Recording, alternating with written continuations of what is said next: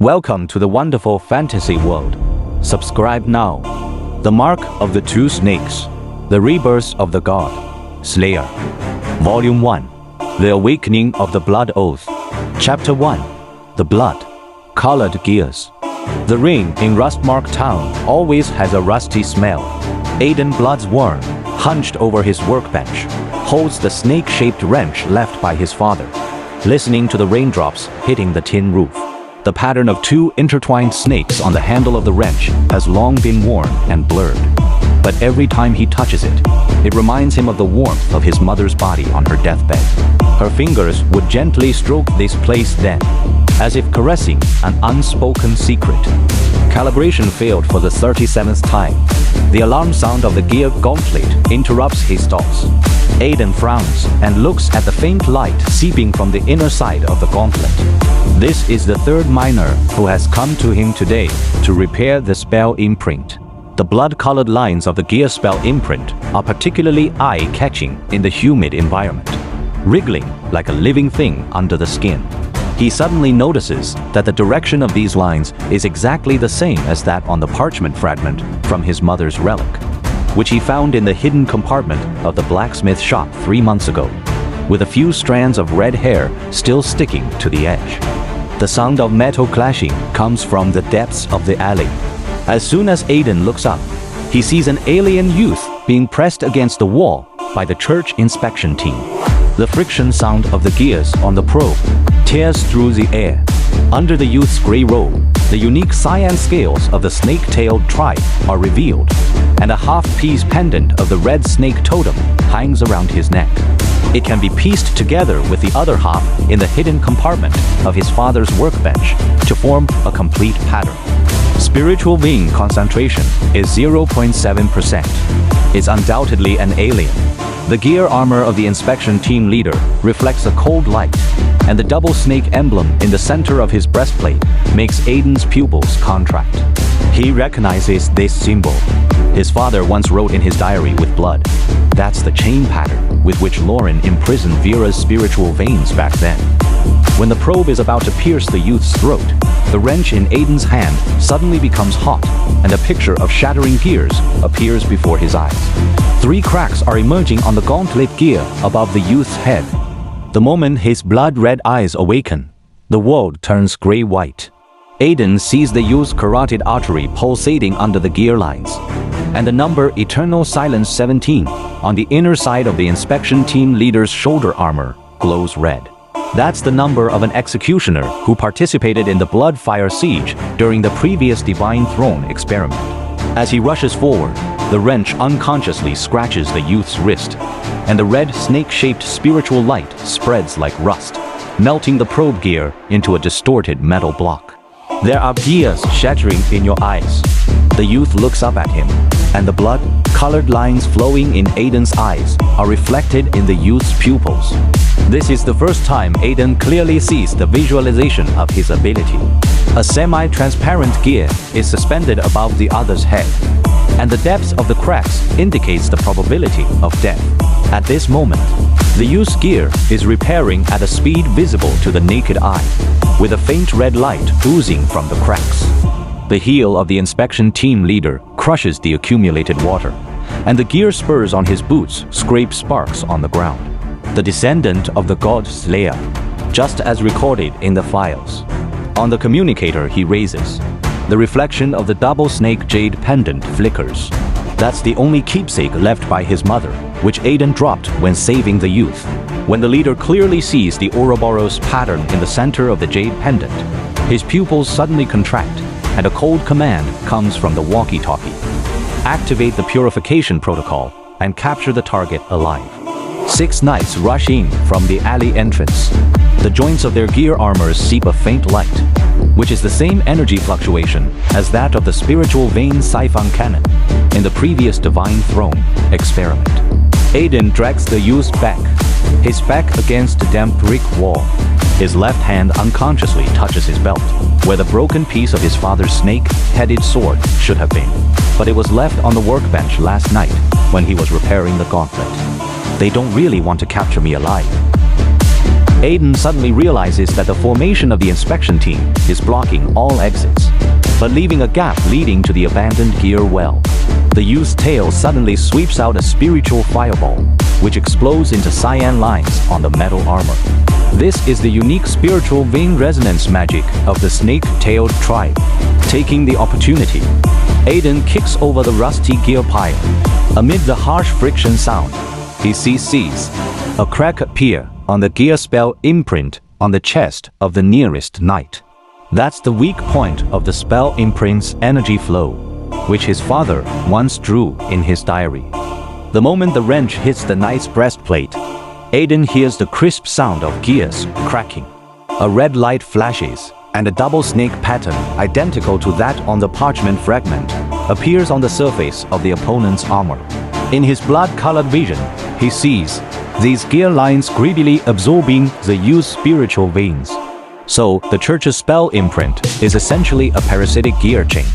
He remembers his father's words before his death. When the gears start devouring life, it's a sign of the awakening of the divine throne. The youth suddenly grabs his wrist. Your blood. Aiden then notices that his palm is scratched by a gear fragment. The moment the blood drips onto the ground, the withered spiritual vein grass in the gaps of the blue bricks actually sprouts new buds. Taking the opportunity, the inspection team leader throws out a chain, and the gear-shaped barbs cut through his upper arm. But when it touches the skin, a harsh electric current sound is heard. Aiden's blood droplets splash on the chain, actually burning the silver snake pattern into scorch marks. It's the blood of the two snakes. The leader's voice is filled with ecstasy. There is noise in the communicator channel. Send him to the mechanical divine palace immediately. The high priest wants to. Before he can finish, Aiden's wrench has already hit the opponent's mechanical eye. Amid the sound of shattering glass, he sees the number WOA5 engraved deep inside the mechanical eye, a failed product of the first attempt to fuse the blood of the two snakes in the previous Divine Throne experiment. More pursuers leap down from the roof, and the breaking wind sound of the gear crossbow arrows approaches from 3 directions. Aiden suddenly pushes the youth towards the gear well, and then he himself crashes through the rusty iron door. In the damp basement, the abandoned gear spell imprint device is running, and a double snake pattern identical to that on the jade pendant is drawn on the wall with blood. That's the last scene he saw on the wooden house wall the night before his mother was burned. Aiden. The youth's shout mixes with the sharp whistling of the crossbow arrows breaking through the wind. When Aiden turns around with his blood-red eyes, he clearly sees the trajectory of each crossbow arrow. The gear-headed arrows will first shatter his collarbone and then pierce through the youth's heart. He suddenly raises his father's wrench, and the red snake-shaped spiritual light bursts out uncontrollably for the first time, flipping the entire gear wall towards the pursuers. Amid the sound of metal collisions, he sees his blood droplets on the gears actually outline a formation identical to that on the parchment fragment. When the armor of the last knight falls to the ground, Aiden stumbles to pick up the jade pendant. Rainwater leaks through the broken roof, washing away the bloodstains on the ground, revealing alien characters engraved under the bricks. When the gears of the two snakes stop turning, the misty wasteland will welcome dawn. This is the mark left by Vera's believers during the previous Divine Throne experiment, which perfectly matches the star map hidden inside his father's pocket watch. The youth climbs out of the gear well and hands him the inspection report torn in half. They call you the reincarnation of the Godslayer, but in the legends of our tribe ... He points at the gear crack pattern on the report. It's exactly the same as the mural left by my grandmother. It's the energy trajectory of Vera and Lauren during the Battle of the Two Snakes. The roar of the church airship comes from the distance. Aiden wipes the blood off the surface of the wrench and finds that the double snake pattern is particularly clear in the blood light. His father once said, "Gears and blood are both indispensable." At this moment, he finally understands that this is not just the creed of the blacksmith shop, but the resonance of the mark of the two snakes across 100 years in his blood. Follow me. Aiden drags the youth into the secret passage. The damp wind brings the unique rusty smell of the misty wasteland. When he presses the switch of the hidden door, the gear pocket watch on the workbench suddenly buzzes, and the hands are pointing exactly at the depths of the misty wasteland, where the petrified ancient tree stands. It's also the coordinates that his father repeated 17 times in his diary. The footsteps of the pursuers are getting closer. Aiden touches the half piece of parchment in his pocket. The pattern of two snakes entwining a gear is slightly hot in the blood light. He knows that from the moment he saved the youth, he is no longer an apprentice gear maker in Rusttown, but a descendant of the Godslayer on the church's blacklist, and the key to restarting the mark of the two snakes after 100 years. "What's your name?" the youth asks in the dark. Aiden stares at the blurred snake pattern on the jade pendant, recalling the double snake silhouette cast on the jade pendant by the flames when his mother was being burned. Aiden blood's warm, he says, a name that is destined to either stop the gears from turning or start them anew. The water surface of the gear well reflects the movement above. The faint light of the church knight's armors is gradually approaching. Aiden clenches the wrench, and the red snake-shaped spiritual light circulates in his palm, shining in harmony with the silver snake pattern on the jade pendant. This is the first time he actively uses his power, not to repair the gears, but to break them, those steel shackles that imprison the spiritual veins and the truth. When the first beam of searchlight sweeps across the basement, Aiden sees the red snake pendant around the youth's neck suddenly shine, resonating with his mark. This is the proof of the symbiosis between Vera and humans in the previous Divine Throne experiment, and the beginning of the unification of the two snakes that the church has feared for 100 years. He suddenly remembers the image hidden in the core of his father's war puppet. Your blood can activate both the destruction and rebirth of the Divine Throne. And at this moment, he chooses to make the blood-colored gears the first blade to pierce through the lies.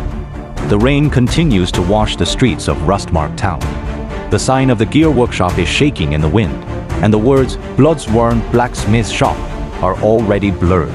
But in a certain church secret room, the high priest, holding the blood-stained double snake jade pendant, looks at the double snake pattern gradually lighting up on the base of the gear-shaped Divine Throne, and the corners of his mouth curl into the crazy smile of Lauren 100 years ago. The gears of the Eternal Silence disaster have finally found a new rotator. Aiden and the youth disappear at the end of the secret passage. On the damp brick wall, his bloody handprint coincides with Vera's petrified pattern from 100 years ago. This is the first manifestation of the mark of the two snakes, and also the contract between the gears and the blood, officially unsealed in rust and blood. This episode ends here. The next episode will be more exciting. Subscribe now. It is hereby declared that the story content is purely fictional.